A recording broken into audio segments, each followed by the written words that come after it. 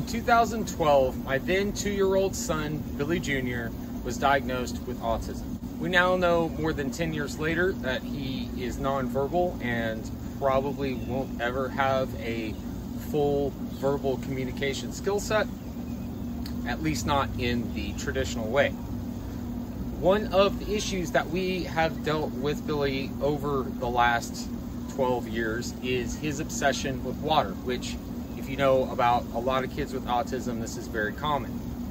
He is totally obsessed with water and totally obsessed with being in water and playing in water and drinking water, pond water sometimes even. And he is the main reason why we have a pool, why I have maintained a pool pretty much every summer for the last 10 years, or had access to one for the last 10 years. So I'm going to tell you a little more about that and his obsession with water and what made us come to the conclusion that we needed to have a pool, while I scrubbed the pool for what seems like the 100th time this month.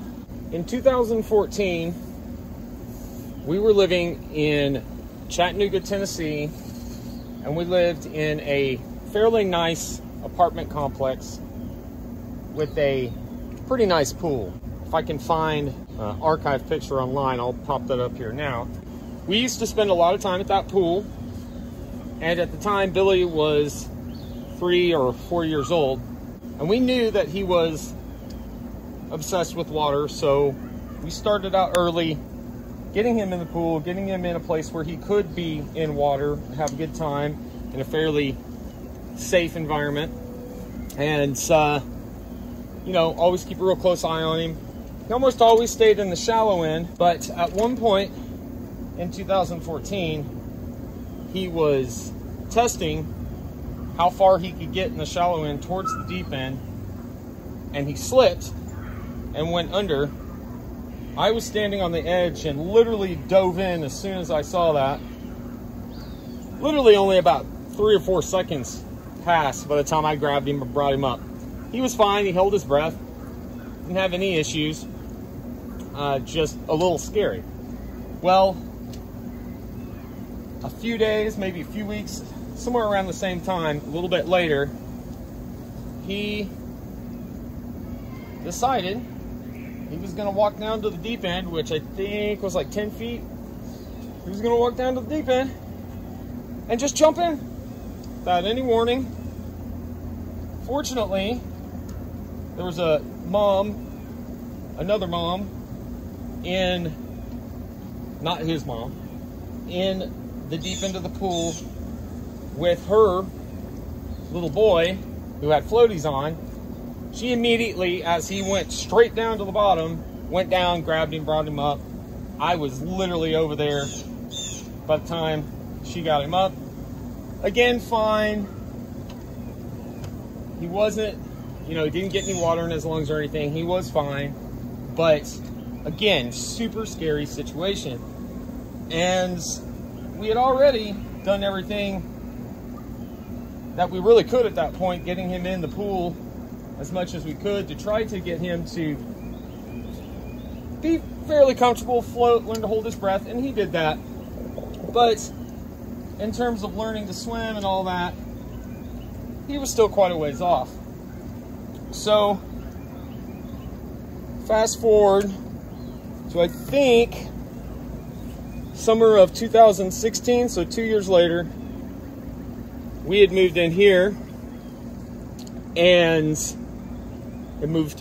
we had moved from Tennessee back here to Oklahoma, and that's when I decided we were going to start stepping our way up with pools. We started with a 10-foot inflatable pool. The next year, we went to a 15-foot inflatable, and then a 17-foot inflatable 2 years after that. And then finally, this framed 52-inch deep, 10,000 gallon, 20-foot Intex pool. And he is absolutely awesome in the water. We still need to get him in deep water, maybe some formal lessons by someone that is used to working with children with nonverbal autism. That is why we have a pool. That is the main reason why I try so hard to keep this pool in swim condition for those kids. It's great, it's fun, they have a great time, all the other kids have a great time, but the main purpose is to make sure that our kids, especially Billy, are trained swimming, water survival, which is all stuff that we've just really slowly introduced and gotten him proficient and better at. And I know he will get perfectly proficient at it as he grows up, because we will continue to work with him with it. So that, you guys, is why we have a pool. One little story I'll add to that is when we were in Colorado back in 2021, just to show you how obsessed with water he is, we were panning for gold on the Animas River in Durango, Colorado, which is where I lived for 6 years of my life, where I went to college, where my best friend still lives to this day, who's actually going to be here in a couple of days. You guys will get to see.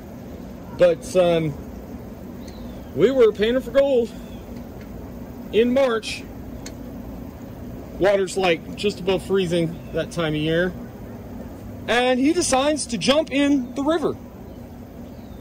I was going to go after him, but he got an immediate shock with how cold it was and turned around and came right back out, freezing, shaking, probably pre-hypothermic at that point. Of course, we got his clothes changed, got him dried off, and he was fine. But it just shows you that we never know when he's going to do something like that.